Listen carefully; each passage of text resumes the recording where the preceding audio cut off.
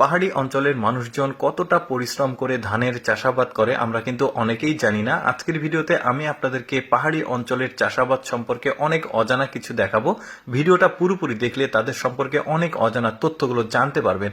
শুরুতেই দেখতে পাচ্ছেন এখানে ধান লাগানো হবে, এই জন্য জমিকে প্রস্তুত করা হচ্ছে। আর এই কাজগুলো নারী পুরুষ সবাই একসাথে করে। দেখতে পাচ্ছেন এখানে ধানের বীজ রোপণ করা হচ্ছে একটা বিশেষ পদ্ধতিতে, যেগুলো আমরা সমতলে করি না।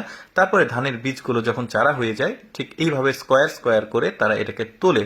তারপরে যেভাবে ধান লাগায় দেখতে পাচ্ছেন একটা একটা করে ধানের চারা লাগাচ্ছে। কতটা ধৈর্য চিন্তা করুন। শুধু যে এইভাবে ধান লাগায় তা কিন্তু না, এই জমিটাকে একটু ভালোভাবে লক্ষ্য করে দেখুন। পাহাড়ের থাক কেটে কেটে কি চমৎকার ভাবে এটাকে জমি প্রস্তুত করা হয়েছে ধান লাগানোর জন্য। এই মেয়েটা দেখতে পাচ্ছেন সমতলের মতো করে ধান লাগাচ্ছে, আমরা যেভাবে সমতলে ধান লাগাই ঠিক ওইভাবে। তারপরে ধানের গোড়া যখন জমিতে লেগে যায়, দেখুন কতটা চমৎকার প্রাকৃতিক দৃশ্য লাগে এখানে দেখতে। সামনে যে সাদা তুলোর মতো দেখছেন, এগুলো হচ্ছে মেঘ। সমুদ্রপৃষ্ঠ থেকে পাহাড়ি অঞ্চলগুলো কিন্তু অনেকটা উপরে হয়, আর এখানে কিন্তু মেঘগুলো জমির সাথে লেগে থাকে, হাত দিয়ে মেঘ ছোঁয়া যায়। কতটা চমৎকার পরিবেশ দেখুন।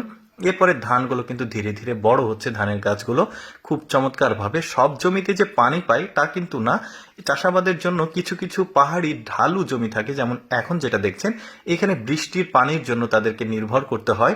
যখন বৃষ্টি হয় তখন এই ধানগুলো খুব চমৎকার ভাবে হয়, কিন্তু এখানে তারা পরিচর্যা করছে দেখতে পাচ্ছেন।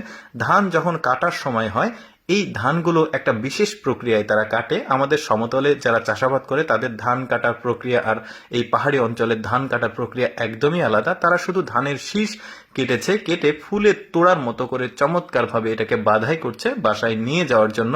টোটাল প্রক্রিয়াগুলো আপনাদেরকে দেখাবো, ভিডিওটা পুরোপুরি কন্টিনিউ করতে থাকুন আপনারা।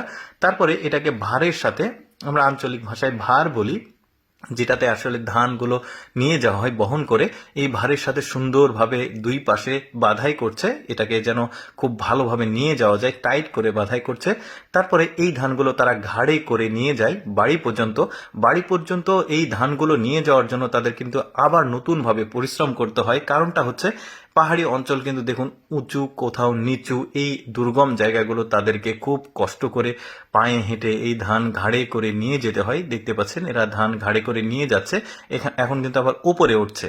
আচ্ছা, যখন ধানগুলো তারা মাড়াই করার সময় হয়, ধান ঘরে তুলে তারা একটা উৎসব করে।